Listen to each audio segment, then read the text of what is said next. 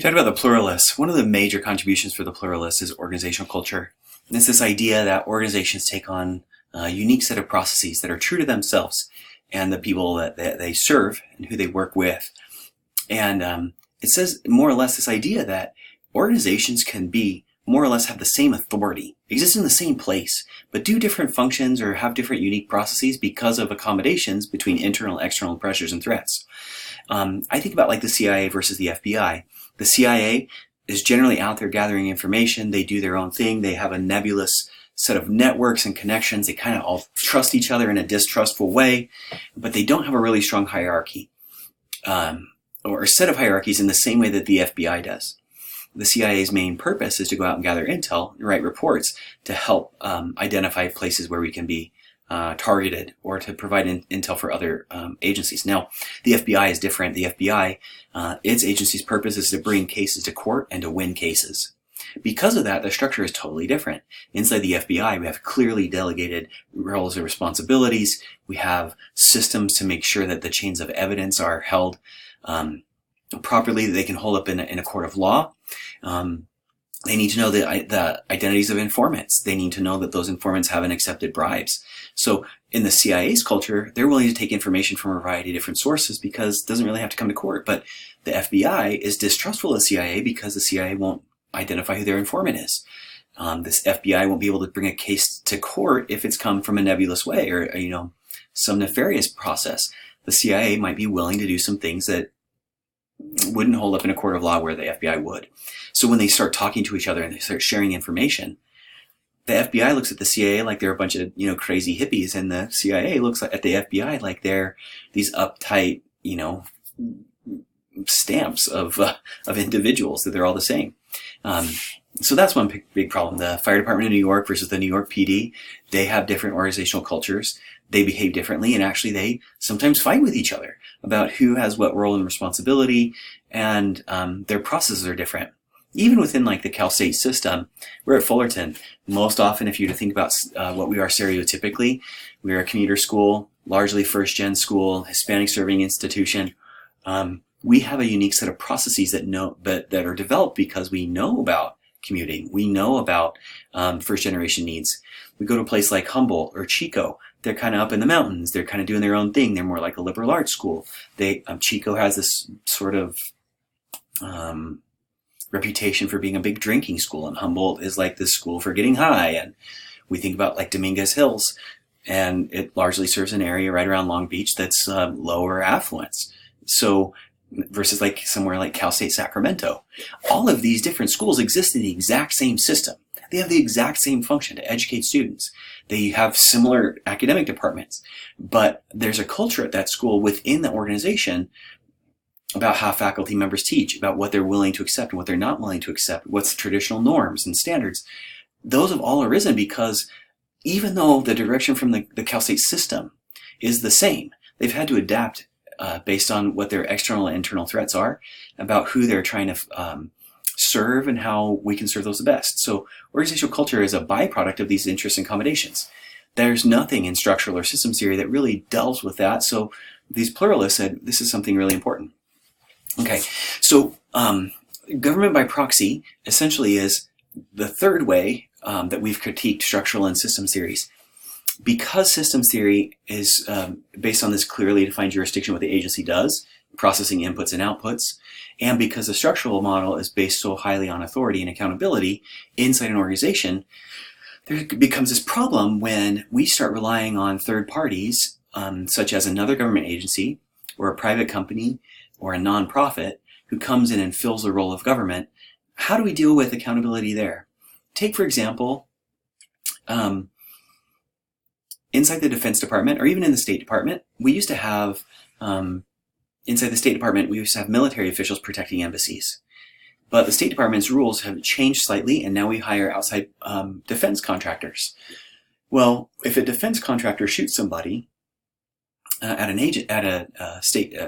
embassy in a foreign country, if they were a military official, we could prosecute them under the Uniform Code of Military Justice, UCMJ, and we could hold them accountable to that delegated authority that we've given them. But a contractor is different. Well, they're a private citizen. They're not a member of the government. We're hiring them based on a contract. So whose laws apply? Well, as a contractor in a foreign country, they're going to be held to the standards of that foreign country. And we're not going to be able to pull them. We're not going to be able to protect them in the same way we would a Defense Department employee, because they would have a level of immunity that would be given to them because it's part of a government function. So, like, how do we square some of these problems with accountability and responsibility and delegated authority? What if in our system we have some bad outcomes because we purchased a product from a non-government source? Say, for example, we're creating we have a space project, and NASA is hiring contractors who make these little like O-rings or seals or washers, and those fail. Well, if we built them inside NASA, we could hold them accountable inside the structure. But we don't. Maybe we contract that out. Well, when we have a crash, thinking from the systems theory approach, we put some inputs in. We gave them resources. We're hoping to go to the moon. We're hoping to launch some satellite, whatever. We hired contractors outside of our system, outside of our authority. We've given that authority to somebody else. They provided a service for us. That fails.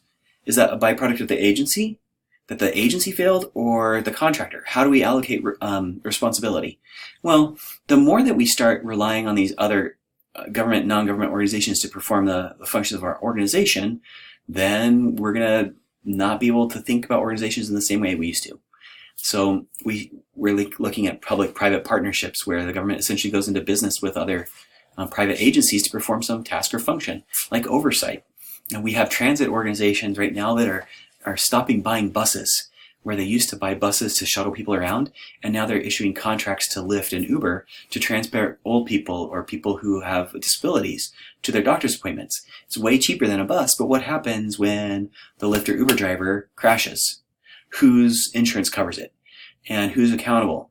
Well, if that transit authority gave them the contract, they need to make sure inside the contract that the insurance is covered and that authority and accountability is delegated legally.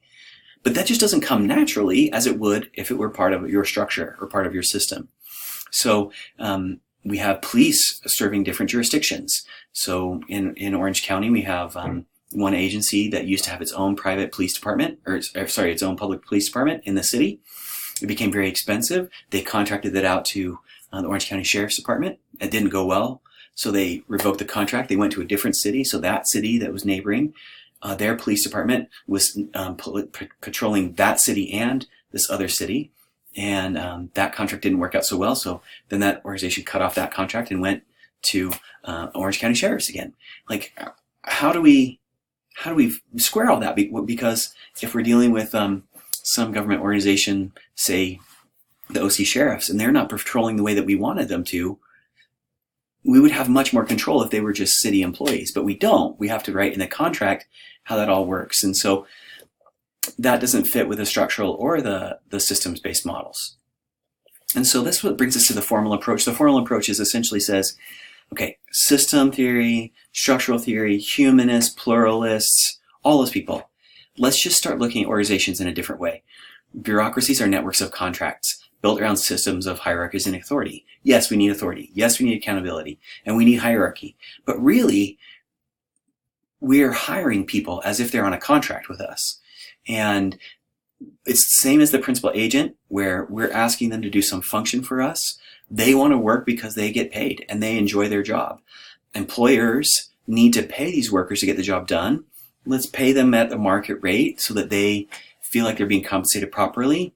And, people are going to work to whatever's going to benefit them the most.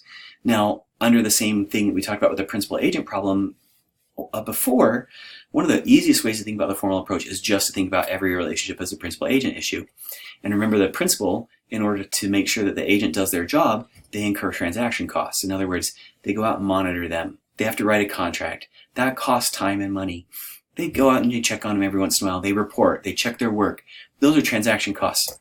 Now, we want to minimize transaction costs. So how do we do that? Well, this slide sort of talks about it, that higher levels initiate a contract, hire subordinates, agents to do specialized work, the workers responsible to those top-level officials through contracts in exchange for reward. And if we write really good contracts with reasonable pay, with good, clear responsibility and authority, then we can expect good work. But here's the thing, like, if we don't do that in a really good way, then the transaction costs will be really high. And we don't want to have really high transaction costs because that's a waste of government. So what we do is we ensure that we hire good people, humanists. We ensure that the rules and the structures that we set up and the procedures really craft good outcomes. We try to minimize those transaction costs by making sure that the responsibilities are clear and that they have benefits for performing their job on time and appropriately. Now, all of these 6 sort of things that we've talked about are different ways to think about organizations, and they're all true in some level.